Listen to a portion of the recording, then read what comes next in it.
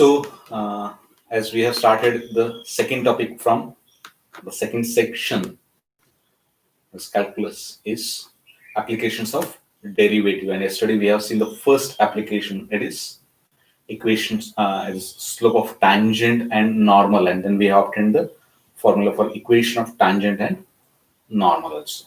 So, have you any doubt? कुठली शंका आहे का? पण कोणी अजून तसं मेसेज केलेलं नव्हतं डाऊट्सच्या बाबतीत, एक्झाम्पलच्या बाबतीत. If you have any doubt, otherwise we'll go for the next point. It is a rate measure. शंका काही आहे कोणाच्या?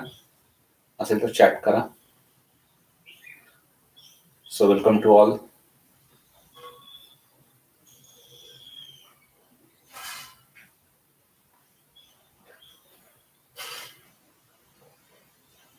Okay. So we'll see what is a rate measure.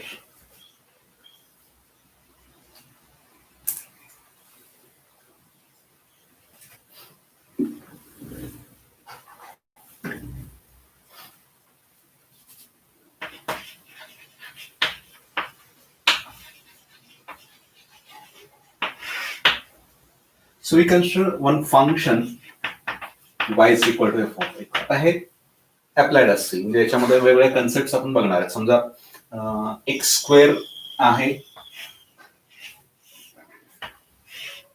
Length of its sides is x,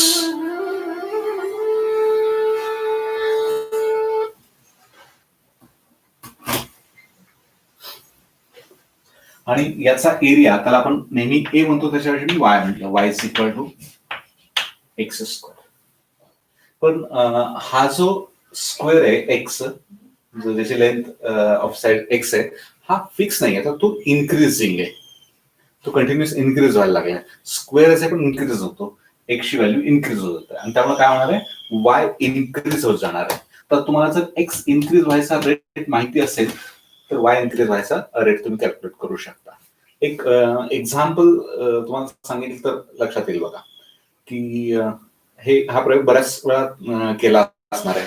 कुठेतरी आपण नदीत नाही, समुद्रात नाही करतायत, पण एखाद्या तळ्याच्या काठी गेलो तर त्याच्यामध्ये दगड मारतात लोक, आणि दगड टाकला की गोल, त्याला आपण रिपल्स म्हणतो, मराठी शब्द तर आपण लाटा अशा येत जातात गोल याच्यामध्ये, आणि तो असा पसरत पसरत पसरत बाहेर जातो. आता तसा रेडियस जो आहे, तो रेडियस इन्क्रीज व्हायचा रेट फिक्स असतो. एकदा तुम्ही दगड टाकला आणि तो इन्क्रीज होत चालला तर तो जो एरिया कवर्ड आहे तसा रेट जो असतो तो आपल्याला कॅल्क्युलेट करता येतो. याचं दुसरं एक्झाम्पल, जेव्हा चक्रीवादळ होतं त्याचा रेट असतो इन्क्रीज व्हायचा, आणि मग ते किती वेळात कुठेपर्यंत पोहोचणार याचं जे कॅल्क्युलेशन असतं, तिथं रेट मेजरचा कन्सेप्ट हा वापरला जातो. ओके. तर इथं हा इन्क्रीज व्हायचा असेल, म्हणजे rate of change with respect to time हा त्याच्यामध्ये महत्वाचा आहे. आता समजा तुम्हाला सांगितलं की एक्स चेंज होतोय by the rate dx by d. एक्सची व्हॅल्यू जी चेंज व्हायचा रेट आहे, प्रत्येक सेकंदाला असेल, प्रत्येक मिनिटाला असेल, प्रत्येक आवरला असेल, जो काही रेट असेल विथ रिस्पेक्ट टू टाइम, तो चेंज व्हायचा rate dx by d t तुम्हाला दिलाय. आणि तुम्हाला काय विचारलंय, find the rate of change with respect to t, d y by d t हा शोधायला सांगितलं जातो. आणि साधं सोपं कॅल्क्युलेशन आहे, पुस्तकात त्यांनी दिले बऱ्याचशा काही गोष्टी डिस्कस केल्यात. साधं सोपं कॅल्क्युलेशन आहे की जो फॉर्म्युला पुढे सॉल्व एक्झाम्पल्स बघितलं तर तोच फॉर्म्युला वापरला. फॉर्म्युला काय आहे की हा जो फंक्शन आहे y is equal to f of x, याच्यामध्ये तिसरा व्हेरिएबल आलाय टी, त्यामुळे हे काय झाले, पॅरामेट्रिक फंक्शन्स आहेत. किंवा y is function of x and x is function of t, या पद्धतीनं तो कंपोजिट, कारण x हा t वरती डिपेंडेड आहे, या पद्धतीनं कंपोजिट फॉर्म मध्ये पण तो वापरता येतो, दोन्ही पद्धतीनं वापरता येतो. तर आता कंपोजिटच्या मेथडने विचार करूया. y is function of x and x is function of t, so y is also function of t, and you have to find dy by dt. dy by dt तुम्हाला शोधायचं आहे. Now it will be dy by dt of f of x. It will be, हा function x आहे with respect to t differentiation possible नाहीये, so we have to go for derivative with respect to x and derivative of x with respect to t. And so a simple formula we are getting, dy by dt is equal to f dash of x into dx by dt. So this is the formula for a rate of change in y in form of rate of change in x. The rate of change in x तुम्हाला दिला तर rate of change in y तुम्हाला calculate करता येतं. आता याच्यामध्ये महत्वाचं काय की कुठल्या तरी पर्टिक्युलर व्हॅल्यूच्या ठिकाणी तुम्हाला कॅल्क्युलेट करायचं आहे. ते समजा एक इथं एक्झाम्पल बघू की हा जो x दिलाय स्क्वेअर आहे हा चेंज व्हायचा rate dx by dt is approximately suppose 0.2 or 0.02 meter we can take per second. This is dx by dt given and you are asked to find dy by dt at x is equal to 5. x 5 असताना तुम्हाला dy by dt किती रेटने change होतो. आता इथं काय होतं याचा rate fix आहे dx by dt चा पण dy by dt हा कॉन्स्टंटच असेल असं नाही. का कॉन्स्टंट असत नाही तर याचं साधं हे बघा y is equal to x square तर ग्राफ घेतला तर हा लिनियर येत नाहीये, हा कर्व येतो. त्यामुळे याचा इन्क्रीज x ची व्हॅल्यू ज्या स्पीडने इन्क्रीज होते त्या स्पीडने y ची व्हॅल्यू इन्क्रीज होत नाही. y ची व्हॅल्यू इन्क्रीज व्हायचा स्पीड जास्त आहे. म्हणजे x ची व्हॅल्यू 1 to 2 घेतली, x ची व्हॅल्यू 1 असताना y ची व्हॅल्यू 1 असते पण x ची व्हॅल्यू 2 असताना y ची व्हॅल्यू 2 होत नाही, 4 होते. म्हणजे त्याचा डबल x ची व्हॅल्यू 3 घेतला तर ती 9 होते. त्यामुळे y चा इन्क्रीजिंग स्पीड हा जास्त असतो. म्हणजे dx by dt हा जरी फिक्स असला तरी dy by dt हा सगळीकडे कॉन्स्टंट असत नाही, तो त्या त्या व्हॅल्यूच्या ठिकाणी बदलतो.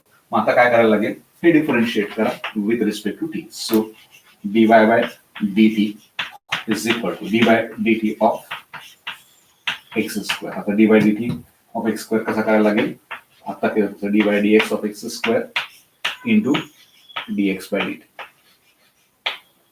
which is equal to d by dx of x square means 2x into dx by dt which is equal to value substitute करा तिथं 2 into x 5 आणि याची value 0.02 which is equal to 10 into 0.02 is 0.2 meter square per second. Metre square का तर तो area आहे divide आहे. तर जेव्हा x is equal to 5 metre असेल तेव्हा तो या स्पीडनी चेंज होईल डिवाइड बाय dt. हे कॅल्क्युलेशन तुम्हाला शोधायचं. पुढे बऱ्याच ठिकाणी अशा कॅल्क्युलेशन्स हायर मॅथमॅटिक्स मध्ये किंवा इव्हन इंजिनिअरिंगला अशा बऱ्याचशा रेट मेजर्स तुम्हाला कॅल्क्युलेट करावे लागतात. तर हा फॉर्म्युला जो आहे तो त्या अर्थाने ऍप्लिकेबल आहे. जस्ट फॉर्म्युला लिहून ठेवा रेट मेजर साठी and then we'll go for the examples from textbook.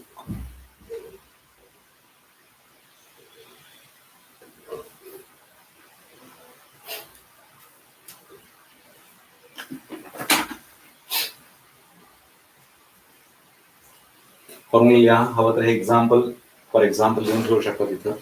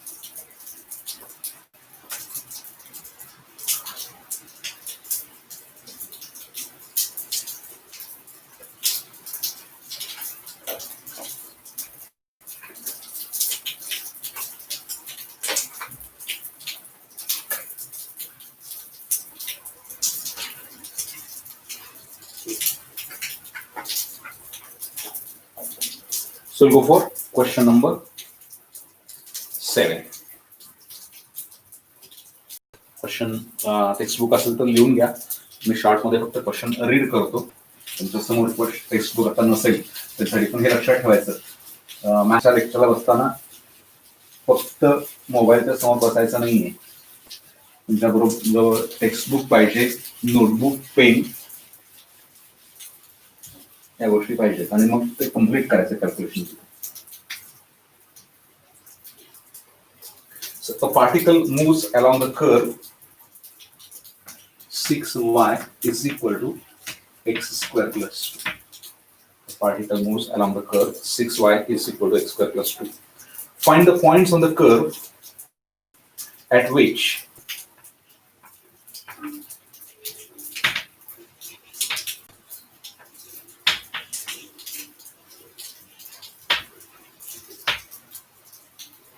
eight times as fast as the x coordinates.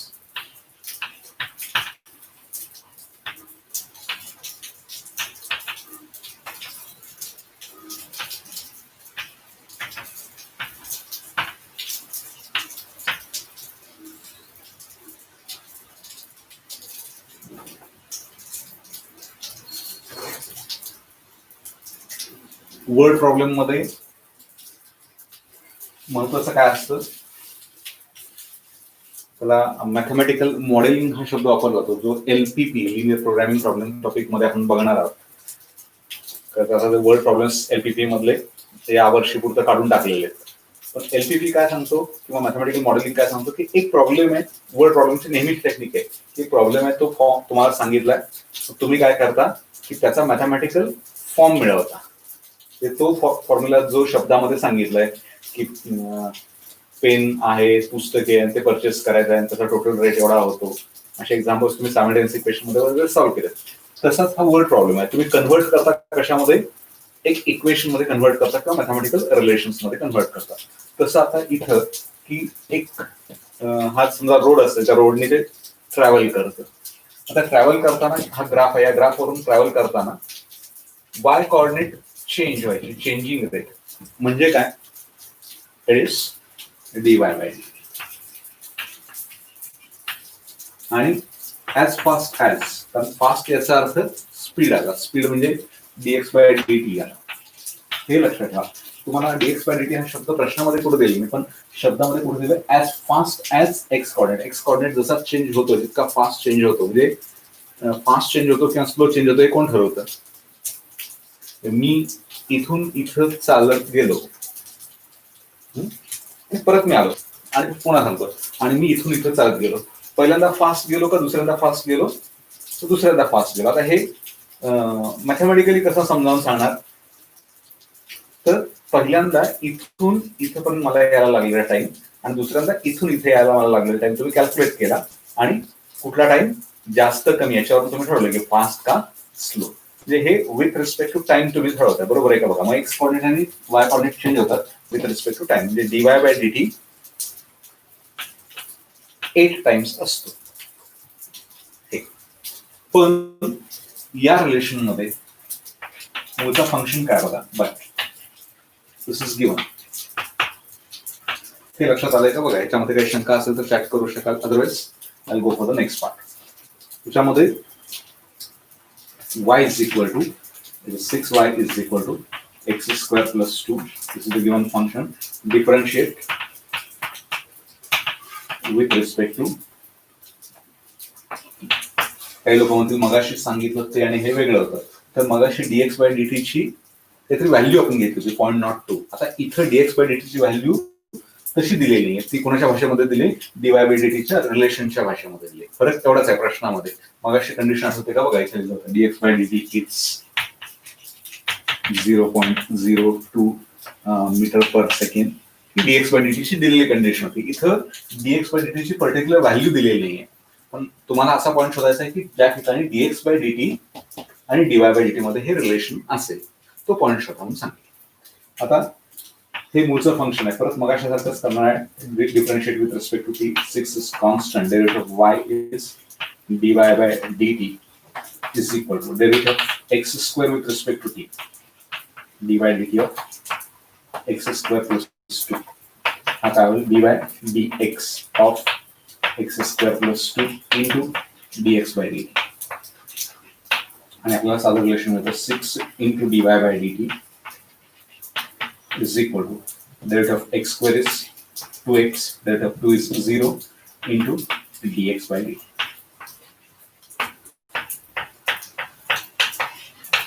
हे दोन्ही सिम्प्लिफाय करा आणि याच्यामधून एक्सची व्हॅल्यू काढा. एक्सची व्हॅल्यू इथं सबस्टिट्यूट केली की वायची व्हॅल्यू मिळते. मग काही लोक म्हणतील नक्की कसं करायचं?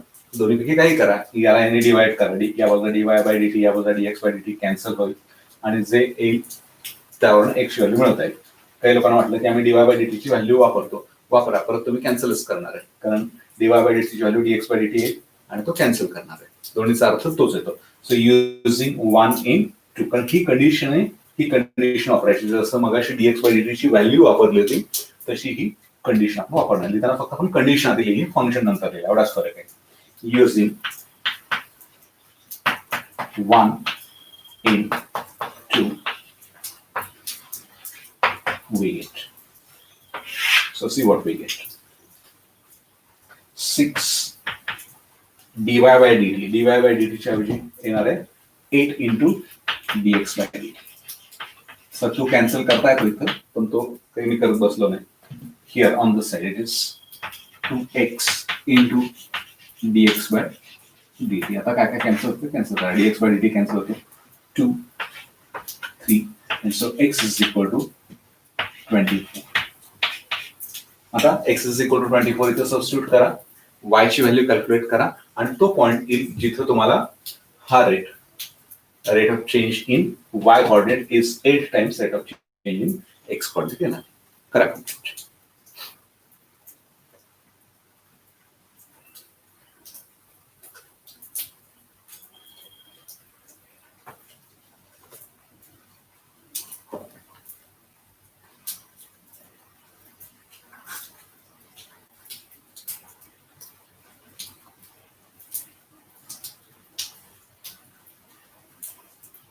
$96.33.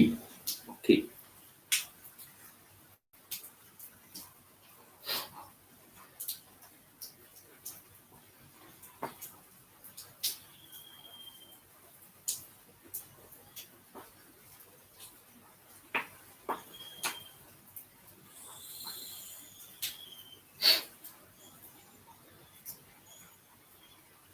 Very good. 96.33.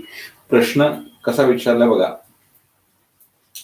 Find the point on the curve at which y coordinate is changing. त्यामुळे पॉइंटचे कोऑर्डिनेट्स लिहायला पाहिजेत. नुसता 96.3 लिहून चालणार नाही. जसं मग प्रतीकने सांगितलं तसं कोऑर्डिनेट फॉर्म मध्ये लिहायला लागेल. x coordinate is 24, y coordinate is 96.3. किंवा फ्रॅक्शन फॉर्म मध्ये लिहिला तरी चालेल. डेसिमल मध्ये कन्व्हर्ट न करता फ्रॅक्शन फॉर्म मध्ये तुम्ही लिहिलं तरी चालू शकेल. काही लोकांना ते कॅल्क्युलेशनला अवघड जातं. So those who have finished they may start the question number 8. आणि ज्यांना सुटला नाही त्यांच्यासाठी सांगतो काय करायचंय. Use this value of x here in this equation first to find value of y. प्रश्न बघा काय विचारलाय. Find the point on this curve.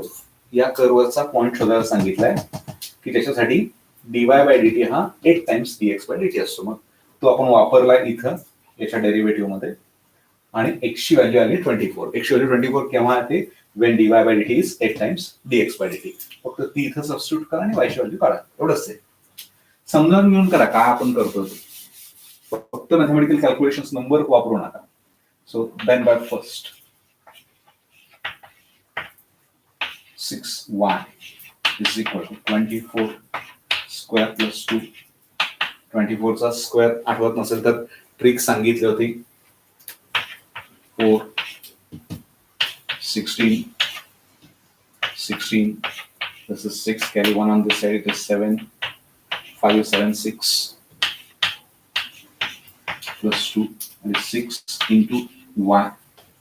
So 6y is equal to 5 7 8. 6 ने divide करा. So y is equal to 5 7 8 divided by 6. So this is 3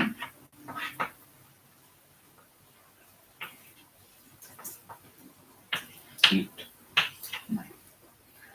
So 289 divided by 3 असा लिहू शकाल किंवा डेसिमल मध्ये तो कन्वर्ट करा. ठीक. So we go for the next example.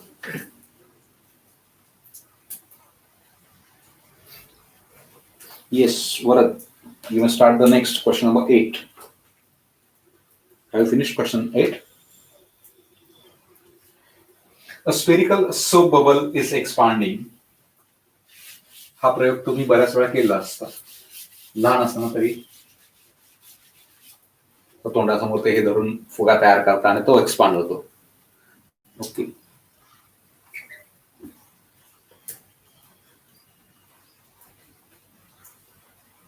Yes, Pratik. What is that? Question number?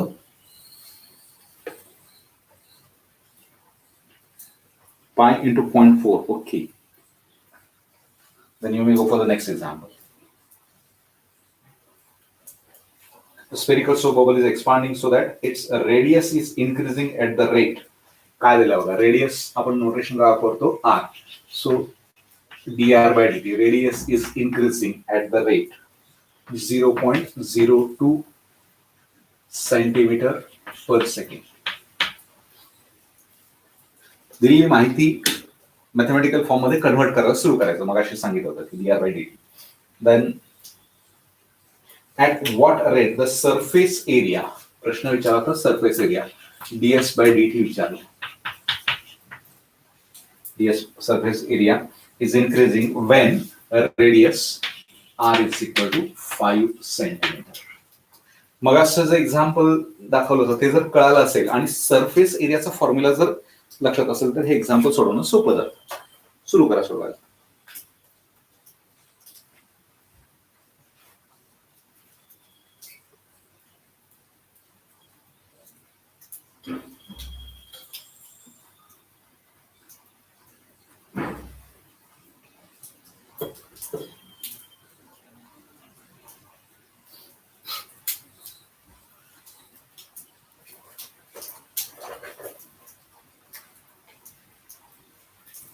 Yes, what is the formula for surface area of sphere? Volume आणि surface area याच्यामध्ये काही लोकांची गडबड होती. तो सरफेस एरियाचा फॉर्म्युला काय आहे बघ.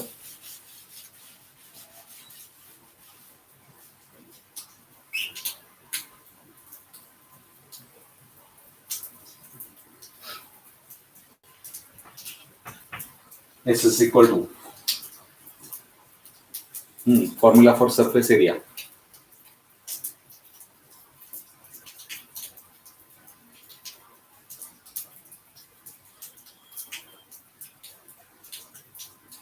It is 4 pi r square. व्हॉल्यूमचा formula, पण तो एक्झाम्पल पुढे आहे. पुढचं एक्झाम्पल व्हॉल्यूम साठीच आहे. बस एवढं मिळालं की काम संपलं आता.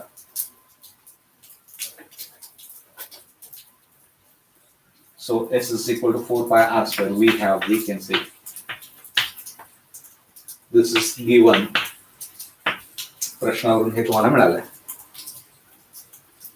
आता काय करणार? dr by dt मिळालाय. Differentiate with respect to t.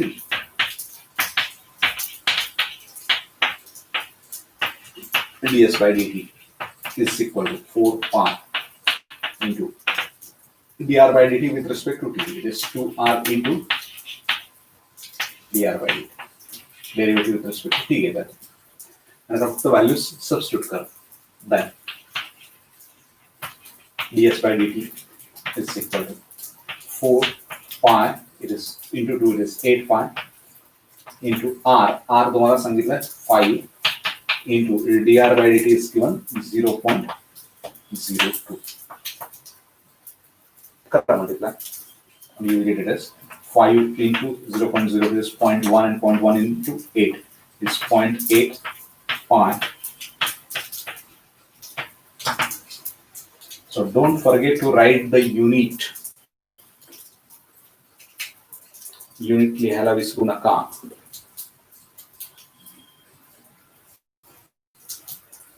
Yes, well, it is formula for volume 4 by 3 pi r cube.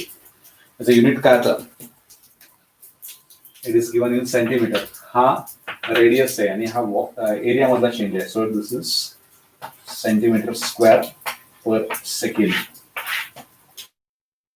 Toppers लक्षात ठेवा, परीक्षेमध्ये हे जरी विसरलात तरी टॉप केस मध्ये मार्क कट होऊ शकतात. Okay, we go for next. हा, हे 90 थोडस वेगळं आहे बघा, कारण चेंज इन सरफेस एरिया दिलाय आणि चेंज इन व्हॉल्यूम विचारलंय. हे एक्झाम्पल थोडंसं आपण डिस्कस करूया, चालेल? So go for the question number 9.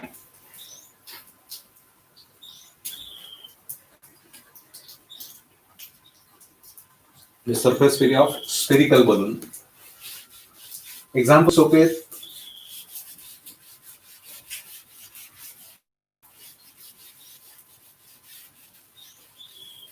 आणि या वर्षी पूर्ण तरी खूप चान्स आहे, म्हणजे या एक्झाम्पल या टॉपिक मधले ऑलरेडी 2 महत्वाचे पॉइंट्स कमी केले. अप्रॉक्सिमेशन्स कमी झाला आणि मीन व्हॅल्यू थेरम्स, त्याच्यामध्ये 2 पार्ट्स होते, रोल्स थेरम आणि लॅग्रांजेस मीन व्हॅल्यू थेरम, काल सांगितलं होतं. हे दोन्ही कमी झाले, त्यामुळे आहे याच्यावरती तुम्हाला मार्क मात्र तेवढेच राहणार आहेत जे आतापर्यंत प्लॅनिंग मध्ये होतं तेवढंच, त्यामुळे त्यात काही चेंजेस होणार नाही. त्यामुळं डेरिव्हेटिव्ह टॉपिक आणि ऍप्लिकेशन्स ऑफ डेरिव्हेटिव्ह बऱ्यापैकी दोन्हीला मार्क्स सारखे राहतात, एका दुसऱ्या मार्काचा फरक राहतो. पण डेरिव्हेटिव्हची लेंथ बघितली टॉपिकची आणि याची बघितली, त्याच्यामध्ये फक्त एकही थेरम नाहीये, फक्त न्यूमेरिकल एक्झाम्पल्स आहेत आणि त्यातले सुद्धा आता काही पार्ट कमी झालाय. डेरिव्हेटिव्ह टॉपिक मध्ये फारसं काही कमी झालेलं नाही, एक शेवटचा पॉईंट थोडाच कमी झालाय. तर याच्यावरती मात्र कॅल्क्युलेशन, कारण आता हे एक्झाम्पल्स बघितले तर तसे खूप सोपे आहेत. डेरिव्हेटिव्ह टॉपिक मधले बाकीच्या एक्झाम्पल्सच्या मानाने हे खूपच सोपे आहेत. त्यामुळे याची प्रॅक्टिस करा. पेपर सेटर्सना पण प्रश्न असतो की यातल्या कुठल्या पॉईंट्सवरती पेपर सेट करायचा, कारण 3 प्रश्न तरी मिळू शकतात आणि 3 एक्झाम्पल्स. रेट मेजर वरती येतो, मॅक्झिमा मिनिमा आणि इन्क्रीजिंग डिक्रीजिंग फंक्शन असतात. शक्यतो असं होत नाही की maximum minima increasing decreasing function दोन्ही विचारलं गेलं, त्यामुळे प्रत्येक टाईप वरती एक एक्झाम्पल याचे चान्सेस हे याच्यामध्ये आहेत. Okay, go for the question number 9. The surface area of spherical balloon. So for spherical balloon,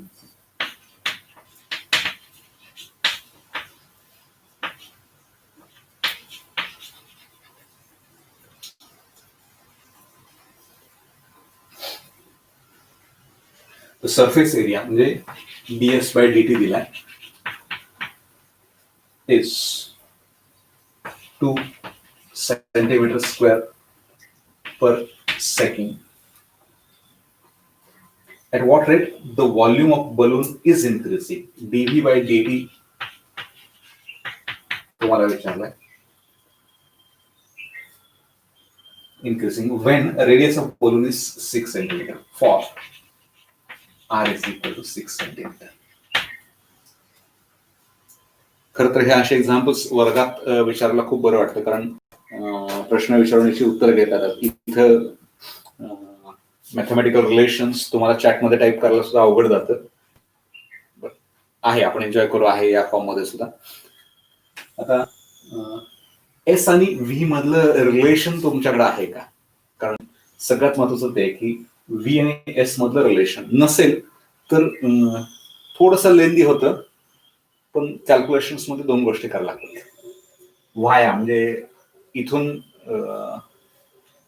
एखाद्या गावाला जायचं आणि तिथे डायरेक्ट बस नाहीये, तर आपण काय करतो, समजा तुम्हाला सिंधुदुर्गला जायचंय आणि सांगली सिंधुदुर्ग बस नाहीये, मग तुम्ही काय करता, इथून कोल्हापूरला जाता आणि कोल्हापुरातून सिंधुदुर्ग बस पकडता. रत्नागिरीला बसेस आहेत पण सिंधुदुर्गला जाणाऱ्या बसेस कमी आहेत. म्हणजे तुम्ही काय करता, इथपर्यंत ट्रायल. मग तसा प्रवास काय असतो, तुम्हाला ds/dt दिलाय, त्याच्यावरून dr/dt कॅल्क्युलेट करा. त्याने असा फॉर्म्युला r मध्ये आहे आणि dr/dt मिळाला की त्याच्यावरून dv/dt कॅल्क्युलेट करा. काही लोकांना डायरेक्ट गाडीची सोय असेल तर तशी बसू शकता, डायरेक्ट गाडी पण अवेलेबल आहे, फक्त तुम्हाला ते कॅल्क्युलेशन व्यवस्थित करता यायला पाहिजे. कसं करणार,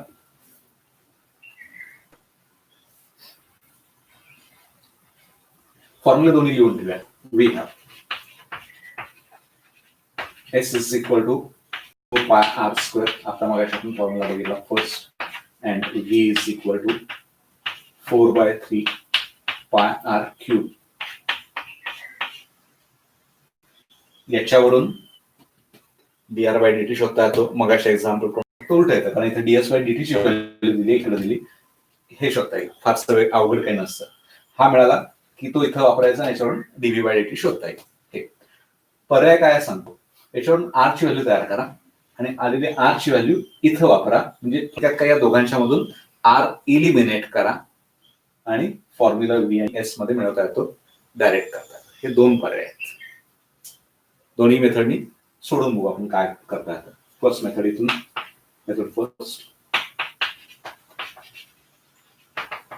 हा थोडासा लेंदी आहे. आपण करू differentiate 1 with respect to t. So we are getting ds by dt is equal to 4 pi r square with respect to t differentiate करायचं आहे. मी तर परत सगळ्या स्टेप्स रिपीट करत बसत नाही. चेन रूलनी काय येणार आहे, derivative of r square with respect to r is to r, पण आपण derivative with respect to t काढतोय into dr by dt. आणि आता r ची व्हॅल्यू तुम्हाला सांगितले 6 च्या ठिकाणी कॅल्क्युलेशन करायला सांगितलं, ds by dt 2 दिला. Using given values, ds by dt is given, this is 2 is equal to 4 into 2 it is 8 pi into r ची व्हॅल्यू दिली तुम्हाला 6 into dr by dt calculate करायला सांगितलं. So we cancel करा and we are getting dr by dt is equal to, bring all terms on this side, this is 1/24 pi. dr by dt ची value तुम्हाला मिळाली 1/24 pi. आता हा परत differentiate करा आणि याच्यामध्ये dr by dt ची व्हॅल्यू 1/24 pi, r ची व्हॅल्यू 6 हे वापरा. म्हणजे एक्झाम्पल तुम्ही शिफ्ट कुठून केलं, इथून इथं. मगाशी जसं सांगितलं की इथून इथं आला तर मग इथून इकडे जाणारी बस पकडली. या पद्धतीनं करा कॅल्क्युलेशन. काय आता उत्तर बघा.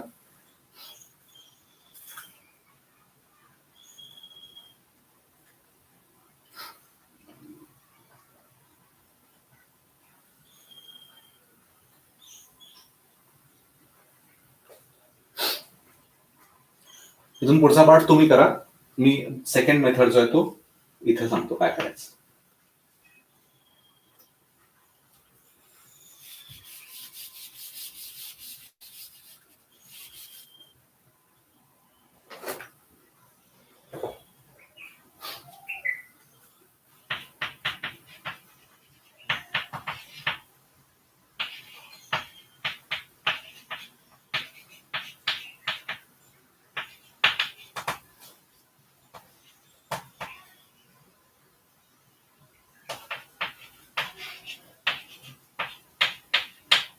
किंवा दोघांचे square root separate and use the value of r in 2 using in 2 we get. खरं तर हा रेस टू हाफ लिहूयात, म्हणजे तिथं परत क्यूब घ्यायचं आहे.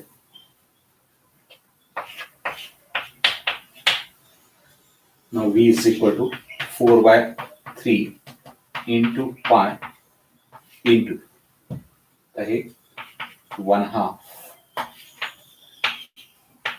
s divided by pi raised to half bracket raised to 3. So this is 4/3 into pi into 1/2 is 1/8 into this is s raised to 3/2 आणि हा तो pi raised to 3/2, म्हणजे pi into pi raised to half, कारण हा pi cancel होतो. आणि आता formula तयार झाला. v is equal to 4 cancel here it is 2 1/6 into root pi into s raised to 3/2. Now this is the formula for volume in form of surface area of a. काय केलं लक्षात आलं. हा खरं स्कूल लेवलला कुठेच असा आला नव्हता, पण दोन्ही मधून आर काढून टाकला and we have got formula for volume v is equal to 1/6 root pi into s raised to 3/2. आता हा डिफरन्शिएट करा. Differentiate with respect to t. एकदा चेक करावं लागतं टर्म्स कॅन्सल झालेत का. This is okay. 3 into 2 6. Pi is cancelled. Pi raised to half is root pi. S raised to 3 by 2. Okay. So dv by dt is equal to 1 upon 6 root pi is constant. Differentiate this with respect to t. With respect to x and s with respect to t असा करायला लागेल. 1 upon 6 root pi into the rate of s raised to 3 by 2 is 3 by 2 into s raised to 3 by 2 minus 1, it is 1 half into ds by dt, which is equal to 3 cancel kara. This is 3, 1 upon this is 2, 1 upon 4 root pi into s raised to half. आता इथं मात्र काय होतं सांगतो. इथं r6 दिलाय, त्यामुळे s ची व्हॅल्यू तुम्हाला कॅल्क्युलेट करायला लागेल. This is root of s जो आहे तो कॅल्क्युलेट करायला लागेल into ds by dt for r is equal to 6. हा आहे तो s is equal to 6 square is 36 into 4.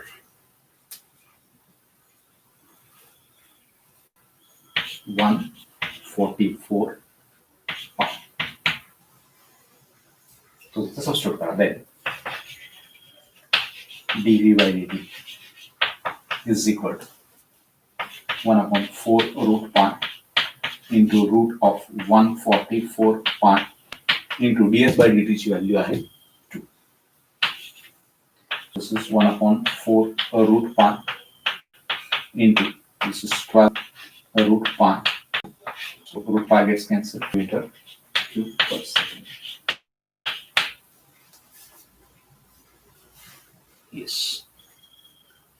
Are you getting the answer by this method or by?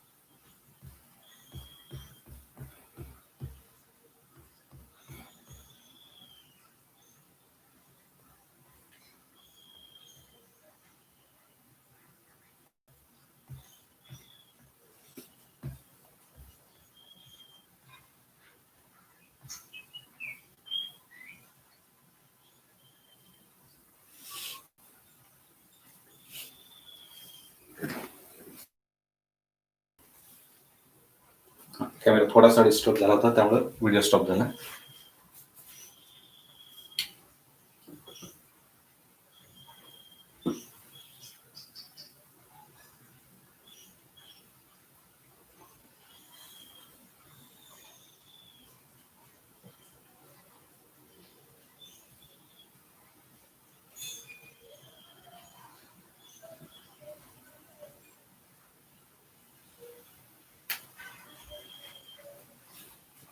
So are you getting examples by both method? कुठल्याही मेथडने गेलात तर बऱ्यापैकी तशा steps करायला लागतात, कारण जर हे सबस्टिट्यूशन करून घ्या तर हे सिम्प्लिफिकेशनच्या स्टेप्स वाढतात. परत इथे एस ची व्हॅल्यू कॅल्क्युलेट करायला जाते.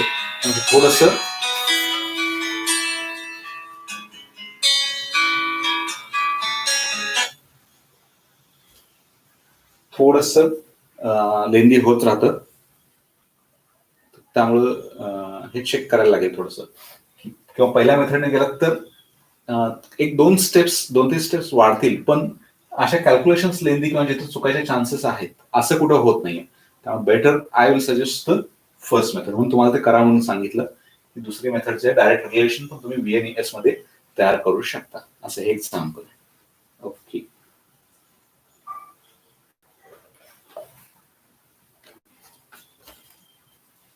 So will go for question number 10. उद्याच्या लेक्चरमध्येच पण आपण यातले काही एक्झाम्पल्स बघू. तशा आधी अजून एक सजेस्ट करेन की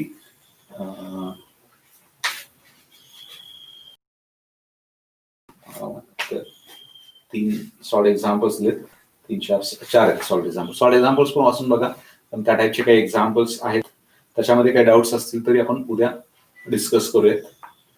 आज शेवटचं जे एक्झाम्पल आहे त्यात आपण घेऊ कारण आणि मग आपल्याला थांबता येईल. क्वेश्चन नंबर 10 जो आहे, बऱ्यापैकी आपण सलग एक्झाम्पल्स घ्यायला लागले कारण थोड्याशा वेगळ्या फॉर्मॅट आहे.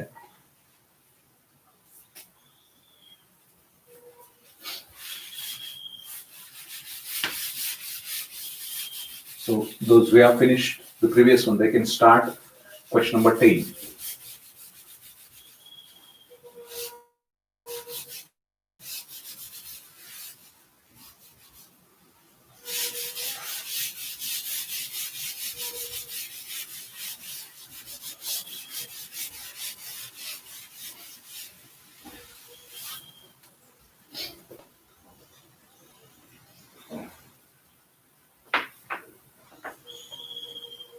if each side of an equilateral triangle, so you have given an equilateral triangle.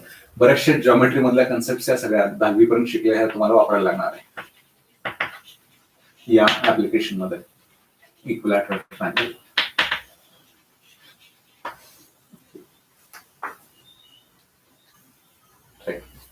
each side of an equilateral triangle increases at the rate of √2 centimeter per second. समजा आपण ए म्हटलं, कारण ए कॉन्स्टंट असतो म्हणून एक्स म्हणूया, कारण परत तो डेरिव्हेटिव्ह घेताना गोंधळ होतो. ए फॉर्म्युलामध्ये आपल्याला माहिती आहे, आपण ए घेतला तर डेरिव्हेटिव्ह घेताना डी/dt काही लोक 0 करून टाकतात, तसं नको आहे म्हणून एक्स घेऊया. आणि तुम्हाला काय दिलं dx/dt, म्हणजे इक्विलॅटरल ट्रायंगलचा साइड जो आहे त्याची लेंथ ए न घेता एक्स घेतली. It is √2 centimeter per second. Find the rate of increase of its area. म्हणजे काय विचारलंय, dA/dt विचारलंय. y पण म्हणू शकाल तुम्ही, ए मध्ये जर कन्फ्युजन होणार असेल तर. when its sides for x is equal to 2.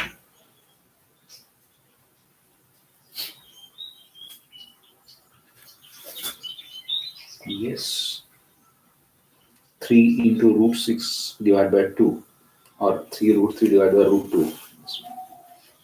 First method ni answer देतं. चेक करा. 3√6 divided by 2. Okay. So, what is the formula for area of equilateral triangle?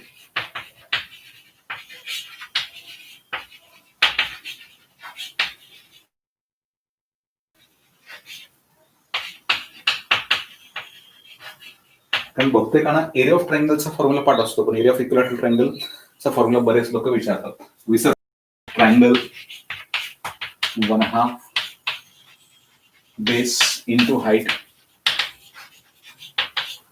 खरं तर हा लक्षात असेल तर एरिया ऑफ इक्विलॅटरल ट्रायंगलचा फॉर्म्युला पाठ नसेल तर तो तुम्हाला शोधता येऊ शकतो. Yes, it is √3/4 into x². फक्त दाखवता 1 मिनिटामध्ये तुम्हाला हिंट सांगतो तो कसा शोधायचा. तो हा एक्स आहे, इथे परपेंडिक्युलर ड्रॉप केला, ही तुमची हाईट असणार आहे, हा होईल x/2. Okay.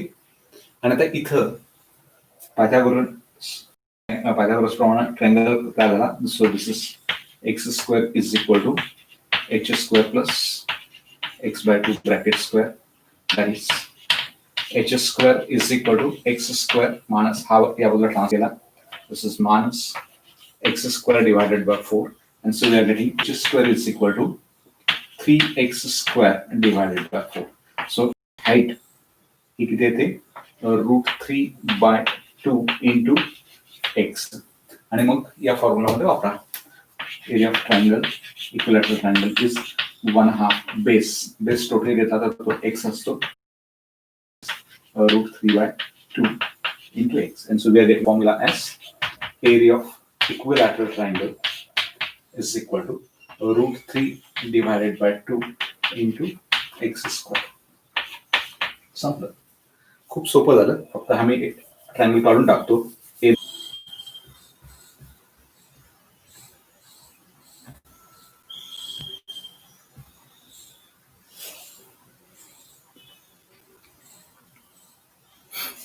Okay, now video is working, right?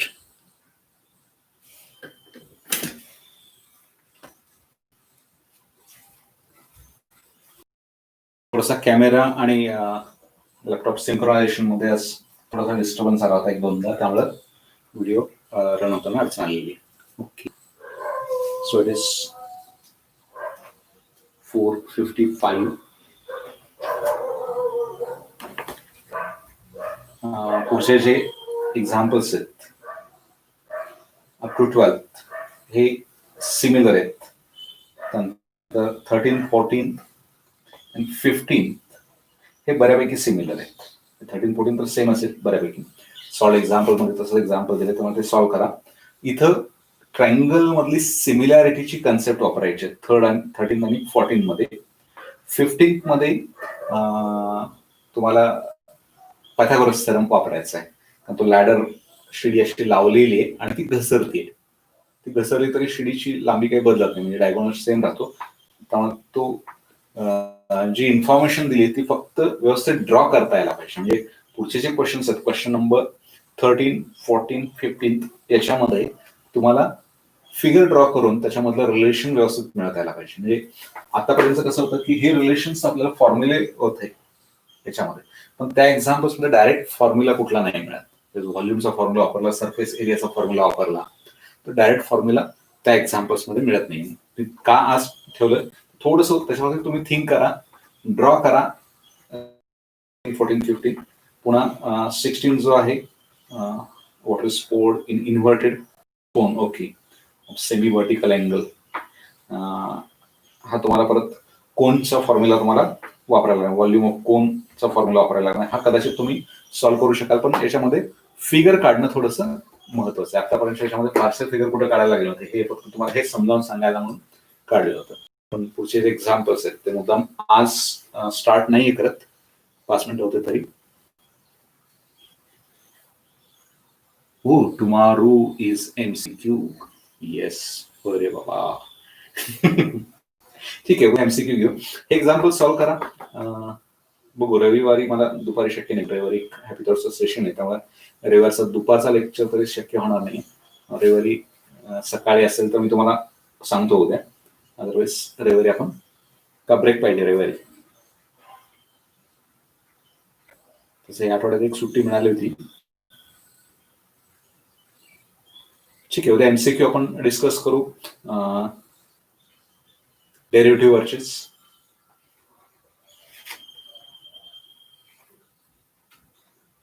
सुट्टी नकोय, ओके. कारण घरी बसून वेळ पण जात नाहीये, खूप सगळ्या गोष्टी येतात. ठीक आहे, उद्या MCQ आपण डिस्कस करू. उद्या ठरवूया रविवारचं काय करता येईल.